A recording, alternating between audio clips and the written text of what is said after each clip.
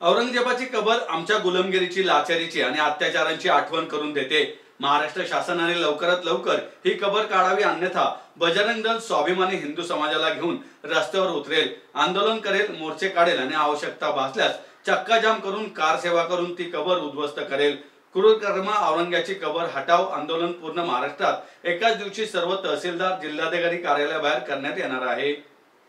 पुण्यात सोमवार 17 मार्च रोजी जिल्हाधिकारी कार्यालय येथे सकाळी 11:30 वाजता आंदोलन करून मुख्यमंत्री यांच्या नावे निवेदन देण्यात येणार आहे, अशी माहिती विश्व हिंदू परिषद बजरंग दलाच्या वतीने पत्रकार परिषदेत देण्यात आली। यावेळी विश्व हिंदू परिषद प्रांत मंत्री किशोर चव्हाण, बजरंग दलाचे प्रांत संयोजक नितीन महाजन आणि प्रांत सहसंयोजक संदेश भेगडे, श्रीपाद रामदासी आदी उपस्थित होते।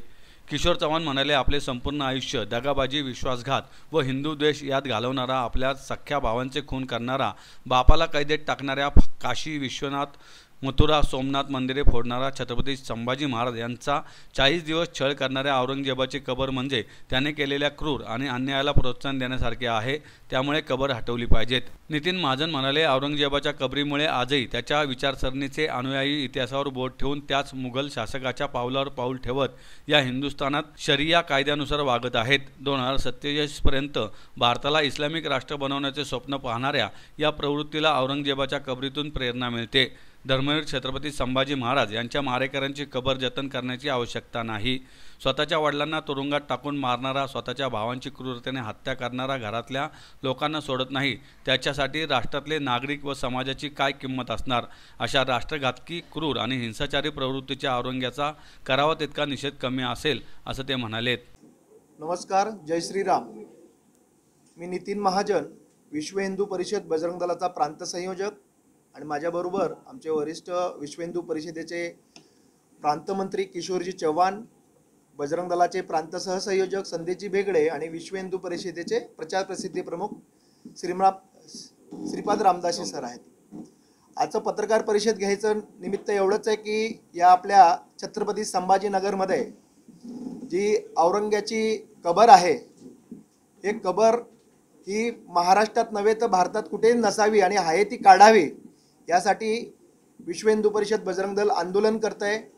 त्या आंदोलनाचा पहिला टप्पा म्हणून येत्या 17 तारखेला म्हणजे तिथीनुसार शिवजयंतीच्या दिवशी महाराष्ट्रातल्या सर्व तहसीलदार कार्यालय आणि जिल्हाधिकारी कार्यालयासमोर विश्व हिंदू परिषद बजरंग दल हिंदू समाजाला सोबत घेऊन एक आंदोलन करत आहे आणि माननीय मुख्यमंत्र्यांच्या नावाने निवेदन देत आहे। त्या निवेदनामध्ये आम्ही मागणी करतोय हिंदू समाजाच्या मार्फत विश्व हिंदू परिषद की ह्या औरंग्याची कबर, की जो औरंग्याने महाराष्ट्रावर नव्हे तर संपूर्ण भारतावर हिंदू समाजाचा देश केला, आमचे मठमंदिरं फोडली, आमच्या आया बहिणींची इज्जत लुटली, तेवढंही करून भागला नाही तर आमच्या तीर्थस्थानावर त्यांनी जिजिया कर लावला आणि सतत हे करत असताना जो कोणी हिंदुत्वासाठी, स्वराज्यासाठी लढले असे आमचे धर्मवीर संभाजी महाराज यांच्यावर अतोनात 39 दिवस त्यांनी अत्याचार केला, त्याचे नख काढली आणि शेवटी धर्मांतरण व्हावं म्हणून अपेक्षा त्यांची होती आणि तसं झालं नाही म्हणून त्यांचे देहाचे तुकडे करून त्यांनी रणात फेकून दिले। असा हा कुकर्मी तेवढ्यावर नाही तर छत्रपती संभाजी महाराज, त्यांचे वडील शिवाजी महाराज आणि त्यांचे वडील शहाजी महाराज या 3 पिढ्यांचं उद्ध्वस्त करणारा हा कुकर्मी आणि याची जर कबर आमच्या महाराष्ट्रात असेल तर महाराष्ट्रातली जनता, हिंदू समाज आणि विश्व हिंदू परिषद कदापि सहन करणार नाही।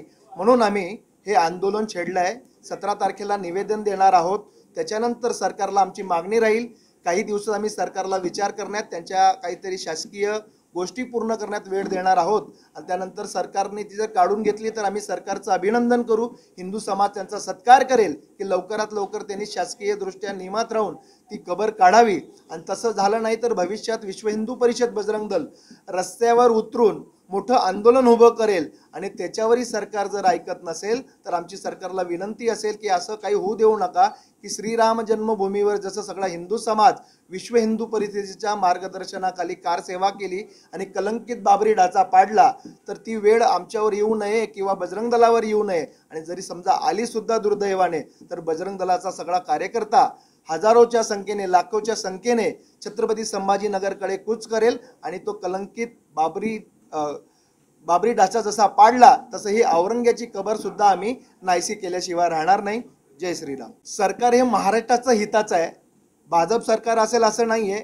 महाराष्ट्राचं हिताचं सरकार आहे, महाराष्ट्राच्या जनमानसाची मान्यता आहे आणि महाराष्ट्राच्या छत्रपती संभाजी महाराजांची अस्तित्वाचा विषय आहे की आपण कुणाचा ठेवावा नाही ठेवावा हा सरकारने विचार करावा. हिंदू समाजाची मागणी आहे. महाराष्ट्रात सगळ्यात जास्त समाज राहतो तर सरकार ते करेल अशी अपेक्षा आहे. औरंगजेबा नगर जिल्ह्यात मला वाटतं 1707 असेल, 1707 साठी गेल्यानंतर त्याला तिकडे नेलं, छत्रपती संभाजीनगरमध्ये नेलं.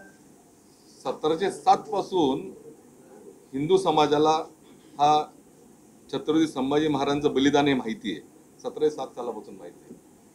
त्यामुळे ह्या चित्रपटामुळेच करतो असा विषय नाहीये.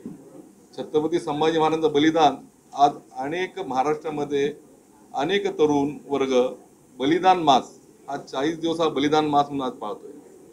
कधी एक वेळ खाणं, पायात चप्पल नाही, रोज पूजन करणं, अशा पद्धतीने बलिदान मास हा ह्या महाराष्ट्रातला तरुण आज करतोय. त्यामुळे ही जी जागृती ही तेव्हापासून जागृती आहे, ही आत्ताची जागृती नाहीये. फक्त चित्रपटामुळे आली अशी जागृती नाही, ही जागृती सुरुवातीपासूनची आहे. कारण छत्रपती संभाजी महाराजांचं बलिदान हे सर्वांना माहिती आहे, हे फार मोठं बलिदान आहे आणि आजपर्यंत देशाच्या इतिहासातलं हे सर्वात मोठं बलिदान असावं असं मला वाटतं. 40 दिवस यातना सहन करून धर्मांतर करणार नाही, स्वराज्याची माहिती मी देणार नाही असं करून त्यांनी स्वतःचे हाल करून घेतले, पण त्यांनी बदले नाहीत. त्यांनी शेवटी बलिदान दिलं आपल्या देहाचं आणि हा इतिहासात सर्वांना माहिती आहे.